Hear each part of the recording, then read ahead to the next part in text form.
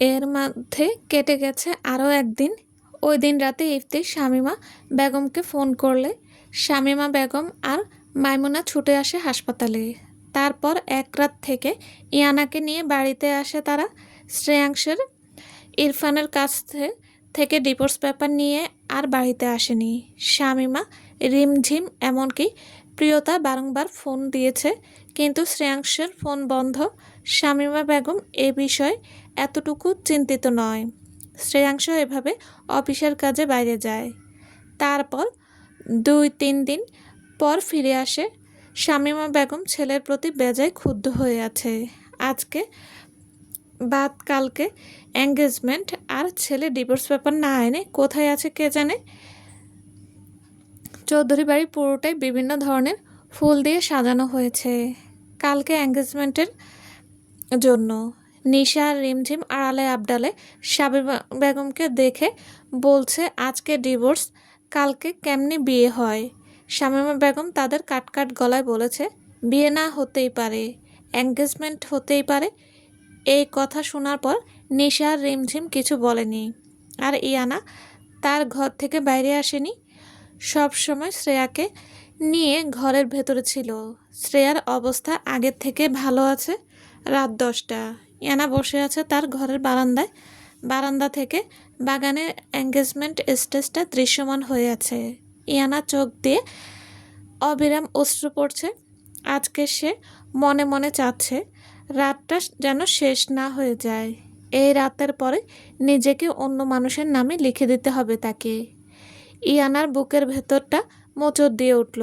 চোখের সামনে শ্রেয়াংশের ক্ষত যুক্ত পাগুলো ভেসে উঠল। ইয়ানা ধরফড়িয়ে বসার থেকে উঠে বসল। শ্রেয়াকে নিয়ে সারাদিন ব্যস্ত থাকায় এটা তার মাথা থেকে বেরিয়ে গিয়েছে। সে ততস্থ পায়ে এগিয়ে গেল শ্রেয়াংশের ঘরের দিকে, কিন্তু করিডোরের সামনে গিয়ে তার পায়ের গতি থেমে গেল। মনে পড়ল প্রিয়তার বিষাক্ত কথাগুলো। কিয়ৎক্ষণ এক জায়গায় দাঁড়িয়ে থাকলো ইয়ানা। এর মধ্যে বাড়িতে প্রবেশ করলো শ্রেয়াংশ। ইয়ানা তাকে দেখেনি, এমনকি শ্রেয়াংশও ইয়ানাকে দেখেনি। ইয়ানা যেভাবে এসেছিল সেভাবেই ফিরে গেল এক বুক কষ্ট নিয়ে তার ঘরে। শ্রেয়াংশ সিঁড়ি সোজা উপরে চলে গেল। হাতে ধরে আছে ভারী বক্স, এক হাতে শপিং ব্যাগ। ব্যাগগুলো মেঝেতে রেখে শ্রেয়াংশ ধপ করে বিছানায় শরীরটা এলিয়ে দিল। ক্লান্ত শরীরের চেয়ে আজ তার মনটা বেশি বিধ্বস্ত। ছাদের দিকে শূন্য দৃষ্টিতে তাকিয়ে রইল সে। চোখ দুটো রক্তিম, ঠোঁটের কোণে ক্লান্তির রেখা। শ্রেয়াংশ বিড়বিড় করে বলল, শ্যামকন্যা, তোমাকে না পাওয়ার আক্ষেপ আমাকে মরার পরও শান্তি দেবে না। কথাগুলো বলতে বলতেই এক ফোঁটা অশ্রু নিঃশব্দে গড়িয়ে পড়ল কানের কাছে। সে ধীরে ধীরে চোখ বন্ধ করে নেয়, কিন্তু চোখ বন্ধ করতেই ভেসে উঠল শ্যামকন্যার মুখটা। ভেজা চোখ, কাঁপতে থাকা ঠোঁট, আর একরাশ অভিমান নিয়ে তাকিয়ে থাকা ইয়ানা। শ্রেয়াংশর বুকের ভেতরটা হু হু করে উঠল। সে মৃদু স্বরে ফিস করে বলল, শ্যামকন্যা, তোমাকে আমি অনেক ভালোবাসি। কথাটা বলে ঠোঁটের উপর উঠল তিক্তি হাসি, ফুটিয়ে উঠল ঠোঁটে। শ্রেয়াংশ আবারও বলল, জীবনে অনেক মানুষ এসেছে, কেউ ছিল ক্ষণিকের, কেউ ছিল প্রয়োজনের, কিন্তু তুমি আমার অস্তিত্বে মিশে আছো শ্যামকন্যা। অথচ সেই মানুষটাকে নিজের হাতে অন্য কারো জীবনে তুলে দিতে হচ্ছে। কথাগুলো বলতে বলতে তার কণ্ঠ ভেঙে এলো। শ্রেয়াংশ হাত বাড়িয়ে মেঝেতে থাকা ভারী বক্সটা কাছে টেনে নিল। ধীরে ধীরে ঢাকনা খুলতেই ভেতরে সাজানো জিনিসগুলোর দিকে স্থির দৃষ্টিতে তাকিয়ে রইল। একটা মেরুন রঙের শাড়ি, তার সঙ্গে মিল রেখে কাচের চুড়ি, একজোড়া সোনার নূপুর, আর ছোট্ট একটা কাগজ। আজকে সকালে নিজের হাতে সব কিনেছিল সে। কতবার ভেবেছে ইয়ানাকে নিজ হাতে পরিয়ে দেবে। তারপর মনে পড়েছে সেই অধিকারটা বহু আগেই হারিয়ে ফেলেছে। শ্রেয়াংশ উঠে বসে প্যান্টের পকেট থেকে একটা কলম বের করে মৃদু কাঁপা কাঁপা হাতে লিখতে শুরু করলো। আমার শ্যামকন্যা, তোমার জীবনের প্রতিটি সকাল সুন্দর হোক। আমাকে ক্ষমা দিও শ্যামকন্যা, তোমাকে ঠকানোর জন্য নয়, তোমাকে বাঁচানোর জন্য তোমাকে হারিয়েছি। তুমি জানো না, আমার শরীরে মৃত্যুর কাউন্টডাউন শুরু হয়ে গেছে। ডাক্তার আজকে বলল আমার হাতে আর মাত্র 20 দিন সময় আছে। শ্রেয়াংশের কলমটা থেমে গেল। চোখ থেকে গড়িয়ে পড়ল পানি, যা কাগজের টুকরোতে পড়ে গেল। শ্রেয়াংশ আলগোছে চোখের পানি মুছে আবার লিখল, আমি চাইলে স্বার্থপর হতে পারতাম তোমাকে আমার নামের সঙ্গে বেঁধে রেখে, কিন্তু কয়েকটা দিনের সুখের জন্য তোমার পুরো জীবনটা অন্ধকারে ডুবিয়ে দেওয়ার অধিকার আমার নেই। আমার অসুখের কথা তুমি যদি জানতে, তাহলে আমাকে কখনো ছেড়ে যেতে না। আমার শেষ নিঃশ্বাস পর্যন্ত আমার হাতটা শক্ত করে ধরে রাখতে। আমি সেটা চাই না। আবারও শ্রেয়াংশ চোখ দিয়ে পানি গড়িয়ে পড়ল। আমি চলে যাওয়ার পর তুমি সাদা কাপড় পরবে, তখন তোমাকে মানুষ বিধবা বলে ডাকুক, আমি এটা মেনে নিতে পারবো না। মানুষ যেন তোমাকে করুণা না করে। তোমার চোখের পানি, তোমার একাকিত্ব, এসবের কারণ আমি হতে চাই না। আমি চাই তুমি মাথা উঁচু করে বাঁচো, নতুন করে আবারও হাসতে শেখো, নতুন সংসার হোক তোমার। কোল জুড়ে ফুটফুটে সন্তান দান করুক আল্লাহ। সে সন্তান হয়তো অন্য কাউকে আব্বু বলে ডাকবে, আর আমি দূর আকাশের কোনো অচেনা তারা হয়ে শুধু দেখব। তবুও আমি খুশি হব, কারণ আমার শ্যামকন্যা সুখের সংসার করছে। কথাগুলো লিখে শ্রেয়াংশ চোখ বন্ধ করে নেয়। একটা হাত বুকের উপরে রাখল। তার প্রতিটি হৃদস্পন্দন যেন শেষ বিদায়ের ঘণ্টা বাজছে। শ্রেয়াংশ চোখ খুলে আবারও শক্ত করে কলমটাকে আঁকড়ে ধরল। ভালোবাসা মানেই তো সবসময় কাছে পাওয়া নয়। কখনো কখনো ভালোবাসার সবচেয়ে কঠিন রূপ হলো নিজের মানুষটাকে অন্য কারো হাতে তুলে দেওয়া। কথাটুকু লিখে শ্রেয়াংশের ঠোঁট কেঁপে উঠল। তুমি হয়তো কোনোদিনও জানবে না, তোমার হাতটা ছেড়ে দেওয়ার মুহূর্তেই আমি বেঁচে থেকেও মরে গেছি শ্যামকন্যা। যদি কোনোদিন আমার কথা মনে পড়ে, তবে ঘৃণা করো না। আমি শুধু একজন ব্যর্থ স্বামী হিসেবে তোমার স্মৃতিতে বাঁচতে চাই। আমি তোমাকে অনেক ভালোবাসি শ্যামকন্যা, আমি তোমাকে অনেক ভালোবাসি। শেষ লাইনটা লিখে কলমটা হাত থেকে খসে পড়ল বিছানায়। শ্রেয়াংশ নিজেকে সামলাতে পারল না। 2 হাত দিয়ে মুখ ঢেকে নিঃশব্দে কেঁদে উঠল। ঘড়ি কাঁটা তখন রাত 2টো ছুঁই ছুঁই। শ্রেয়াংশ আর বিছানায় থাকতে পারল না। বুকের ভেতরটা অদ্ভুত অস্থিরতায় কাঁপছে। কাল সূর্য উঠলেই সব বদলে যাবে। ধীরে ধীরে দরজা খুলে বেরিয়ে এলো। সাথে নিয়ে এলো শাড়ি, চুড়ি আর নূপুরগুলো। আর চিঠিটা রেখে দিল বিছানার নিচে। নিঃশব্দ করিডোর, শুধু দেওয়ালে ঝোলানো ঘড়ির টিকটিক শব্দ। 1 পা 2 পা করে এগিয়ে গেল ইয়ানার ঘরের সামনে, থেমে গেল। দরজার দিকে স্থির দৃষ্টিতে তাকিয়ে রইল। এই দরজার ওপারে তার পৃথিবী আছে, তার স্ত্রী, তার সব থেকে প্রিয় মানুষ, যাকে সে নিজের হাতে অন্যজনের জীবনে ঠেলে দিচ্ছে। শ্রেয়াংশ হাত তুলল, টোকা দেবে, কিন্তু পারল না। হাতটা আবার নিচে নেমে এলো। সে ঘুরে দাঁড়ালো, 2 কদম থামলো, পেছন ফিরে আবার দরজার দিকে তাকালো। চোখের কোণ বেয়ে নীরবে অশ্রু গড়িয়ে পড়ল। শুধু একবার দেখে চলে যাবে তার শ্যামকন্যাকে, এই বলে আবারও দরজার দিকে এগিয়ে গেল। ওদিকে ইয়ানা তখন জায়নামাজে বসে নিজের দুঃখগুলো আল্লাহকে বলছে। চোখ দুটো ফুলে লাল টকটকে হয়ে আছে।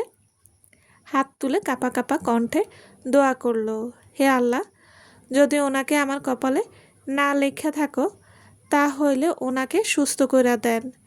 ওনার সব কষ্ট আমারে দিয়া দাও, আর ওনারে ভালো রাখো। দোয়া করে ইয়ানা জায়নামাজ সিজদায় পড়ে রইল। ঠিক তখনই দরজায় কড়া নাড়ার শব্দ। ইয়ানা চমকে উঠল। এত রাতে কে হতে পারে বুঝতে পারল না। সে চোখের পানিগুলো মুছে এগিয়ে গেল দরজার দিকে। ইয়ানা আস্তে করে বলল, কে?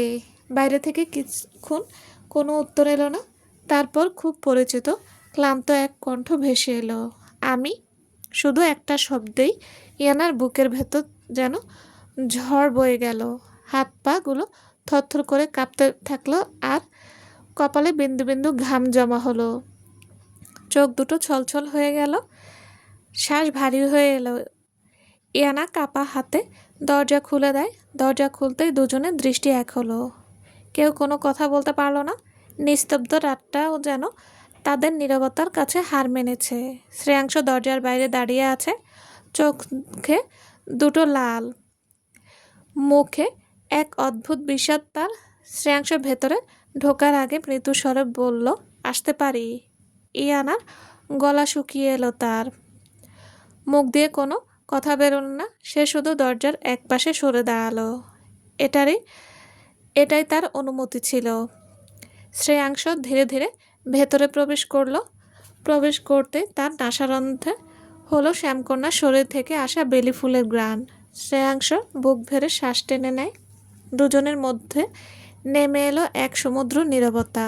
শ্রেয়াংশ আবারও গভীর শ্বাস টেনে মনে মনে বলল, হে আল্লাহ, আমাকে শক্তি দিন। আমার দুর্বলতাকে আজ আমার ভালোবাসার কাছে হারতে দেবেন না। শ্রেয়াংশ কিছুক্ষণ মাথা নিচু করে দাঁড়িয়ে রইল। হাতে ধরা বক্সটার উপরে আঙ্গুলগুলো থরথর করে কাঁপছে। ইয়ানা ছলছল চোখে নিয়ে শ্রেয়াংশর দিকে তাকিয়ে আছে। মনে হচ্ছে মানুষটাকে অনেক দিন পর দেখছে।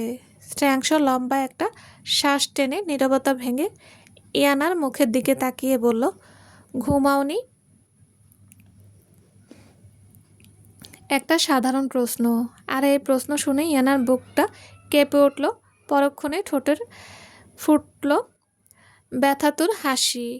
তারপর বলল, ঘুম আসে না?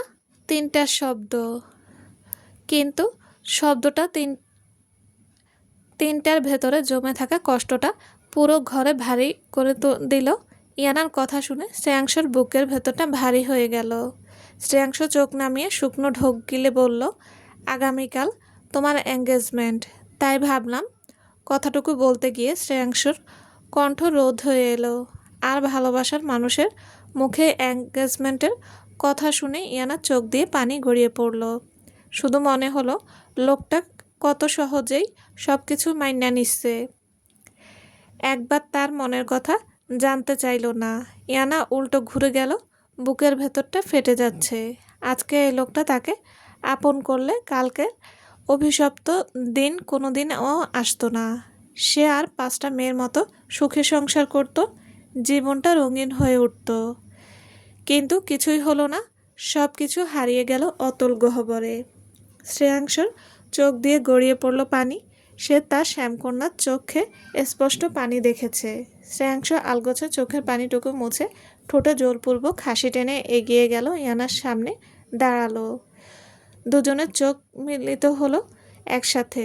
শ্রেয়াংশ চোখ নামিয়ে হাতের ব্যাগটা ইয়ানার দিকে বাড়িয়ে দিয়ে বলল, এগুলো তোমার জন্য, কালকে এঙ্গেজমেন্টে পড়বে।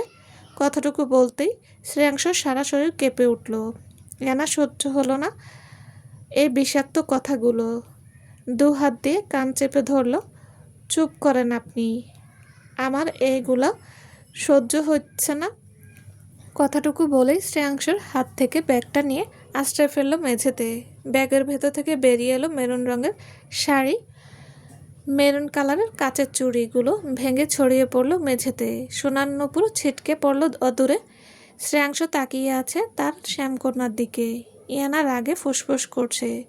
যে মেয়েটা এক কথার উপরে 2 কথা বলে না, সে মেয়েটার এমন রূপ দেখে শ্রেয়াংশ হতবাক হয়ে গেল। ইয়ানা রাগে ক্ষোভে চিৎকার করে বলল, তামাশা করতে আইছেন আমার লগে, নাকি দেখতে আইছেন আপনার বিরহে কতটুকু জ্বলে পুড়ে খাক হচ্ছি? প্রথমে বিয়া কইরা বউ লইয়া আইলেন, এখন আবার আমারে ঘরে আইসা এগুলো কইছেন মজা নেওয়ার জন্য?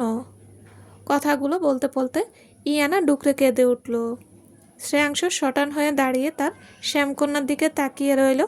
সত্যি তার নিজেকে খুব হিংসা হচ্ছে। নিজেকে শ্যামকন্যার চোখে খারাপ বানানোর একজনকে মিথ্যা বউ সাজিয়ে নিয়ে এলো। তবু মেয়েটা তাকে একটু ঘৃণা করেনি, উল্টো আরও ভালোবেসে এসেছে। যা শ্যামকন্যার চোখের পানিগুলো বলে দিচ্ছে। শ্রেয়াংশ নিজেকে শক্ত করলো। আজকে ভেঙে পড়লে চলবে না। শ্যামকন্যাকে নতুন জীবন উপহার দিতে হবে। এত কষ্ট, এত কান্না তার শ্যামকন্যার জন্য নয়। শ্রেয়াংশ এগিয়ে গিয়ে কাপা কাপা হাত বাড়িয়ে ইয়ানার চোখের পানিগুলো মুছে দিতে লাগলো। ইয়ানা ঝটকা মেরে শ্রেয়াংশর হাতটা সরিয়ে দিল। ইয়ানা চোখের পানি থামানোর চেষ্টা করলো না। ইয়ানা কাপা কাপা গলায় বলল, আমার চোখের পানি মোছার অধিকারটা আপনি অনেক আগেই হারাইছেন। আজকে এত মায়া দেখাইয়া কি লাভ? যেদিন আমার হাতটা ধরার অধিকার ছিল সেদিন ধরার নাই নাকি আমার কান্না দেখা আপনার বুক কাঁপতাছে? শ্রেয়াংশর বুকের ভেতরটা মোচড় দিয়ে উঠল। তবু মুখে কোনো উত্তর এলো না, শুধু স্থির দৃষ্টিতে তাকিয়ে রইল ইয়ানার ভেজা মুখের দিকে। ইয়ানা কাঁদতে কাঁদতে বলল, জানেন আমি প্রতিদিন দরজার দিকে তাকাইয়া থাকতাম, একদিন আপনি আইবেন বিদেশ থেকে, আমারে আপন কইরা নিবেন, কিন্তু কিছু হইল না। আপনি ঠিকই আইলেন, তবে নিয়ে আইলেন আরেকটা বিয়া কইরা। আমার সব স্বপ্ন ভেঙে চুরে কবর দিয়া দিলেন। শেষ কথাটুকু বলতেই হাঁটু ভেঙে মেঝেতে বসে গেল। ভাঙা কাচের টুকরোগুলো দিকে তাকিয়ে হাউমাউ করে কেঁদে উঠল। শ্রেয়াংশ নিজেকে শক্ত করে দাঁড়িয়ে রইল, এগিয়ে গেল না তার শ্যামকন্যাকে আগলে ধরতে, কারণ সে জানে আজ যদি দুর্বল হয়ে পড়ে তাহলে ইয়ানাকে আর কোনোদিন মুক্তি দিতে পারবে না। ইয়ানা একটা একটা করে কাচের টুকরোগুলো হাতে তুলে নিতে লাগলো। কাচের ধার আঙ্গুল কেটে রক্ত বেরিয়ে এলো, কিন্তু ইয়ানা যেন আজকে ব্যথা অনুভব করতে পারল না। ইয়ানা চোখ তুলে শ্রেয়াংশর দিকে তাকিয়ে কান্না ভেজা কণ্ঠে বলল, এই চুড়োগুলো দেখতেছেন? এগুলো শুধু কাচ না, এগুলো আমার স্বপ্ন, আমার বিশ্বাস, আমার সব অপেক্ষা, যেগুলো আপনি নিজ হাতে ভেঙেছেন। শ্রেয়াংশর চোখ বেয়ে নীরবে পানি গড়িয়ে পড়ল। সে দ্রুত মুখ ফিরিয়ে নিল যাতে ইয়ানা তার চোখের পানিগুলো দেখতে না পায়, কিন্তু ইয়ানা দেখে ফেলেছে। সে ধীরে ধীরে উঠে দাঁড়িয়ে শ্রেয়াংশের সামনে এসে দাঁড়ালো। দুজনের মাঝে এক হাত দূরত্ব। শ্রেয়াংশর চোখে এখনও স্পষ্ট পানি লেগে আছে। ইয়ানা চোখের পানিগুলো হাতের উল্টো পিঠে মুছে বলল, আপনি কাঁদতেছেন কেন? আপনার তো খুশি হওয়ার কথা। শ্রেয়াংশ কোনো উত্তর দিল না। ইয়ানা হঠাৎ দু হাতে শ্রেয়াংশের কলার চেপে ধরল। ইয়ানার হাত দুটো কাঁপছে, সাথে পুরো শরীর কাঁপছে। ইয়ানা ভাঙা গলায় বলল, উত্তর দিন, আপনি কাঁদছেন কেন? আপনি তো নিজের ইচ্ছায় অন্য মাইয়ারে বিয়া করে আনছেন, নিজের ইচ্ছায় আমারে ছাড়িয়া দিছেন। তাহলে আজকে আমার কান্না দেখা আপনার বুক কেন ফাইটটা যাইতাছে কেন? একটার পর একটা প্রশ্ন ছুড়ে দিতে লাগলো সে। প্রতিটি প্রশ্ন যেন ছুরির ফালার মতো এসে বিঁধতে লাগলো শ্রেয়াংশের বুকে। শ্রেয়াংশ চোখ বন্ধ করে ফেলল। মনে হলো আর এক মুহূর্ত দাঁড়িয়ে থাকলে সব সত্যি বলে দেবে প্রতিটি মুহূর্ত এই মেয়েকে ভালোবেসে এসেছে, কিন্তু না, সে পারবে না। ধীরে ধীরে এনার হাতগুলো তার গলা থেকে সরিয়ে নিল। তারপর কাঁপা কাঁপা গলায় বলল, আমাকে ঘৃণা করো শ্যামকন্যা, যতটা পারো ঘৃণা করো, কারণ এই ঘৃণাটাই একদিন তোমারে বাঁচাইয়া রাখবে। কথাগুলো বলে শ্রেয়াংশ চোখ নামিয়ে ফেলল, কারণ সে জানে আর এক সেকেন্ড ইয়ানার চোখের দিকে তাকিয়ে থাকলে তার সব অভিনয় ভেঙে যাবে। শ্রেয়াংশের শেষ কথাটা পুরো ঘরে প্রতিধ্বনিত হতে লাগলো, আমাকে ঘৃণা করো শ্যামকন্যা, আমাকে ঘৃণা করো। ইয়ানা স্থির হয়ে দাঁড়িয়ে রইল, চোখ দুটো বিস্ফোরিত, ঠোঁট কাঁপছে। সে শ্রেয়াংশর কথার মানে বুঝতে পারল না। শ্রেয়াংশ এক মুহূর্ত দাঁড়িয়ে থাকার সাহস পেল না। যদি আর একটু থাকে তবে হয়তো বুকের ভেতর লুকিয়ে থাকা সব সত্য উজাড় করে দেবে শ্যামকন্যার কাছে। শ্রেয়াংশ ধীরে বের হতে নিলেই তার নজরে পড়ল এলোমেলো শাড়ি আর ভাঙা কাচের চুড়ি। শ্রেয়াংশ পায়ের গতি স্লথ হয়ে গেল। সে ধীরে ধীরে নিচু হয়ে মেঝেতে ছড়িয়ে থাকা মেরুন শাড়িটার দিকে তাকালো। ভাঙা কাচের টুকরোগুলো এক এক করে ব্যাগে রাখতে গেল, কিন্তু মাঝপথে তার হাত থেমে গেল। মনে হলো যেসব স্বপ্ন ভেঙে যায় এগুলো কি কুড়িয়ে জোড়া লাগানো যায়। শ্রেয়াংশ একটা দীর্ঘশ্বাস নিয়ে মেঝেতে আবারও ব্যাগটা রেখে দিল। আস্তে আস্তে দরজার দিকে হাঁটতে লাগলো। তার পায়ের প্রতিটি পদক্ষেপ পাহাড় সম ভারী মনে হলো তার কাছে। মনে হচ্ছে দরজার দিকে নয়, নিজের জীবনের সবচেয়ে প্রিয় মানুষটার কাছ থেকে চিরদিনের জন্য দূরে সরে যাচ্ছে। পেছন থেকে ইয়ানার ফুপিয়ে কান্নার আওয়াজ ভেসে আসছে। প্রতিটি কান্নার শব্দ শ্রেয়াংসের বুক চিরে যাচ্ছে। দরজার কাছে এসে শ্রেয়াংসের হাত গিয়ে থামলো দরজার হাতলে। কয়েক সেকেন্ড হয়ে দাঁড়িয়ে রইল। মনের মধ্যে একটা কণ্ঠ চিৎকার দিয়ে বারংবার বলে উঠল, ফিরে যা, সব সত্যি বলে দে, ওকে নিয়ে চলে যা। কিন্তু আরেকটা কণ্ঠ সে চিৎকার করে চাপা দিয়ে বলল, না, ওর ভালো থাকার জন্য তুই খারাপ হয়ে থাক। শ্রেয়াংশ শক্ত করে চোখ বন্ধ করলো। চোখের কোণে বেয়ে নেমে আসা অশ্রুবিন্দুটাকে দ্রুত হাতের পিঠে মুছে ফেলল। তারপর একবারও পেছনে না তাকিয়ে বেরিয়ে গেল ঘর থেকে। দরজাটা ধীরে ধীরে বন্ধ হওয়ার শব্দে ইয়ানা বাস্তবে ফিরে এলো। সে দৌড়ে দরজার কাছে গিয়ে খুলে ফেলল। করিডোরে তখন শ্রেয়াংশর পিঠটা শুধু দেখা যাচ্ছে। ইয়ানা খুব ধীরে উচ্চারণ করলো, শ্রেয়াংশ। শ্রেয়াংশর পা মুহূর্তেই থেমে গেল। চোখ বন্ধ করে গভীর একটা শ্বাস নিল, কিন্তু একবারও তার শ্যামকন্যার দিকে ফিরে তাকালো না। ধীরে ধীরে হাঁটতে হাঁটতে করিডোরে মিলিয়ে গেল। আর দরজার চোখ কাটে দাঁড়িয়ে ইয়ানা শুধু তাকিয়ে রইল। যে মানুষটার জন্য 2.5 বছর অপেক্ষা করেছে, সেই মানুষটা আজ নিজের হাতে তাকে একা ফেলে চলে গেল। ইয়ানা চৌখাটে বসে গেল নিথর হয়ে। তার চোখ দিয়ে গড়িয়ে পড়ল পানি।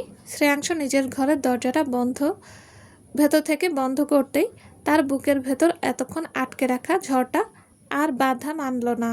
সে ধীরে ধীরে দরজার পিঠ ঠেকিয়ে মেঝেতে বসে পড়ল। মাথাটা 2 হাঁটুর মাঝে গুজে রাখল। তার নিঃশ্বাসগুলো ভারী হয়ে উঠল। মনে হচ্ছে বুকের ভেতর কেউ ধারালো কাটা গেঁথে দিচ্ছে। শ্রেয়াংশ 2 হাত দিয়ে তার মুখ চেপে ধরে অস্পষ্ট স্বরে বলল, আমি পারলাম না শ্যামকন্যা, তোমাকে নিজের করতে পারলাম না। তুমি কি জানো শ্যামকন্যা, তোমার চোখের পানি আমাকে কতটা কষ্ট দিয়েছে? শ্রেয়াংশ কথাগুলো বলে মাথা তুলে তাকালো। চারপাশে নীরবতা, আর তার কানের কাছে বাজছে ইয়ানার কথাগুলো। শ্রেয়াংশ উঠে দাঁড়িয়ে বারান্দায় চলে গেল।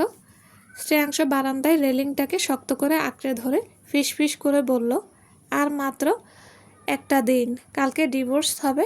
তারপর আমার শ্যামকন্যা অন্যের হয়ে যাবে। হয়তো আমাকে একসময় ঘৃণা করতে শুরু করবে, আর এই ঘৃণা থেকে নতুন জীবনের সূচনা হোক। কথাটা শেষ করে চোখ বন্ধ করলো। ঠিক তখনই ড্রয়িং রুম থেকে বেজে উঠল ঘড়ির ঘণ্টার ধ্বনি। রাত আরও গভীর হচ্ছে, আর সেই রাতের সঙ্গে সঙ্গে শ্রেয়াংশর ভেতরটা নিঃশব্দে ভেঙে চুরমার হচ্ছে। সকাল 7টা। পূর্ব আকাশে লালচে সূর্যের প্রথম কিরণ ফুটেছে। আজকে চৌধুরী বাড়ি নতুন রূপে জেগে উঠেছে। ভোর হতেই পুরো বাড়ি কর্মব্যস্ত হয়ে উঠেছে। একদল কর্মচারী বিশাল উঠোন ধুয়ে মুছে চকচকে করছে। কেউ ফুল সাজাচ্ছে, কেউ অতিথিদের বসার জন্য জায়গা করছে। সাদা অর্কিড, মেরুন গোলাপ, বেলি, রজনীগন্ধা আর লাল কার্নেশের সুবাসে পুরো বাড়িটা যেন ফুলের রাজ্যে পরিণত হয়েছে। বাড়ির সামনের বাগানে মাঝখানে দাঁড়িয়ে আছে রাজকীয় স্টেজ। মেরুন আর সোনালি ভেলভেট কাপড় মোড়ানো স্টেজের মাঝখানে রাখা আছে খাটটি কাঠে খোদাই করা সোনালি নকশার 2টি রাজকীয় সোফা। সোফার পেছনে ঝুলছে অসংখ্য সাদা অর্কিড আর মেরুন গোলাপের ঝর্ণাধারা। মাথার ওপরে কাচের তৈরি ঝাড়বাতি, যার চারপাশে উষ্ণ সোনালি ফেরি লাইট মুক্তমালার মতো ছড়িয়ে আছে। সূর্যের আলো পড়তেই আলোর রঙিন ঝিলিক ছড়িয়ে পড়ছে। স্টেজের দুপাশে সোনালি খোদাই করা বিশাল ফুলদানি সাজানো সাদা লিলি আর রক্তিম গোলাপ। সামনের পথ জুড়ে লাল গোলাপের পাপড়ি বিছিয়ে রাখা আছে। সেই পথ দিয়ে কয়েক ঘন্টা পর হাঁটবে ইফতি আর ইয়ানা। আত্মীয় স্বজনের হাসির শব্দে চারদিক মুখরিত। রান্নাঘরের বিশাল চুলোগুলোয় একসঙ্গে ফুটছে কাচ্চি বিরিয়ানি, রেজালা রোস্ট, কালা ভুনা, কাবাব, পোলাও। ঘি আর মশলার ঘ্রাণে বাতাস ভারী হয়ে উঠেছে। বিশাল বিশাল কড়াই নড়তে নড়তে ব্যস্ত বাবুর্চিরা। কেউ মিষ্টি সাজাচ্ছে, কেউ ফল কাটছে, কেউ শরবত তৈরি করতে ব্যস্ত। সবাই ব্যস্ত, সবাই আনন্দ করছে, শুধু দুটো মানুষ ছাড়া। শ্রেয়াংশ তার ঘরের বারান্দায় বসে আছে। সারা রাত সে এক মুহূর্ত চোখ বন্ধ করতে পারেনি। চোখের নিচে স্পষ্ট কালচে দাগ, স্পষ্ট লালচে চোখ দুটো এখনো ভেজা। নিচে সাজানো স্টেজের দিকে এক দৃষ্টিতে তাকিয়ে আছে। তার বুকের ভেতরে একই প্রশ্ন প্রতিধ্বনিত হচ্ছে। এই স্টেজে আজ আমার শ্যামকন্যা অন্য কারো পাশে বসবে, অন্য পুরুষের হাতে আংটি পরাবে। ভাবতেই তার বুকটা ছিঁড়ে যাচ্ছে। রেলিংটাকে এতটা শক্ত করে ধরে আছে যে আঙ্গুলের গিঁটগুলো সাদা হয়ে যাচ্ছে। মনে হচ্ছে রেলিং না থাকলে নিচে আছড়ে পড়তো সে। নিচে সবাই আলো ঝুলাচ্ছে। তার উপর দাঁড়িয়ে থাকা একজন নিজের জীবন থেকে আলো নিভে যেতে দেখছে। শ্রেয়াংশ ফিসফিস করে বলল, আজকে সব কিছু সুন্দর লাগছে শ্যামকন্যা, শুধু আমার পৃথিবী সুন্দর নাই। অন্যদিকে নিজের ঘরের জানালায় স্থির হয়ে দাঁড়িয়ে আছে ইয়ানা। শ্রেয়াকে একটু আগে শ্রাবণ নিচে নিয়ে গেছিল। সারা রাতের কান্নার জন্য চোখ দুটো ফুলে আছে, ঠোঁট শুকিয়ে সাদা হয়ে আছে। বিছানার করে ভাঁজ করে পরে সেই মেরুন শাড়ি। মেঝের এখনো এক পাশে পড়ে আছে ভাঙা কাঁচের চুড়ি টুকরো। সকালের সূর্যের আলো পড়তেই চুড়িগুলো ঝিলঝিল করছে। ইয়ানা ধীরে ধীরে এগিয়ে গিয়ে বসে পড়ল সেখানে। একটা ভাঙা কাঁচের চুড়ি বুকের সাথে চেপে ধরল। তারপর চোখ বন্ধ করে বলল, আল্লাহ, একটা মানুষের ভালোবাসার শাস্তি কি এতটাই? যারে নিয়ে হাজারটা স্বপ্ন দেখেছি, আজ তার চোখের সামনে অন্য কারো হইয়া যামো। কথাগুলো শেষ করতেই ইয়ানা নিজেকে সামলাতে পারল না। চুড়িটা বুকে চেপে নীরবে কেঁদে উঠল। তার কান্নার শব্দ কেউ শুনল না। চলবে। আসসালামু আলাইকুম। গল্পটি কেমন লেগেছে প্লিজ জানাবেন। আর হ্যাঁ, অবশ্যই লাইক কমেন্ট করবেন। আর যারা এখন আমার চ্যানেলটি সাবস্ক্রাইব করেনি তাদের বলছি, প্লিজ চ্যানেলটি সাবস্ক্রাইব করে পাশে থাকবেন। সবাই ভালো থাকবেন। আল্লাহ হাফেজ।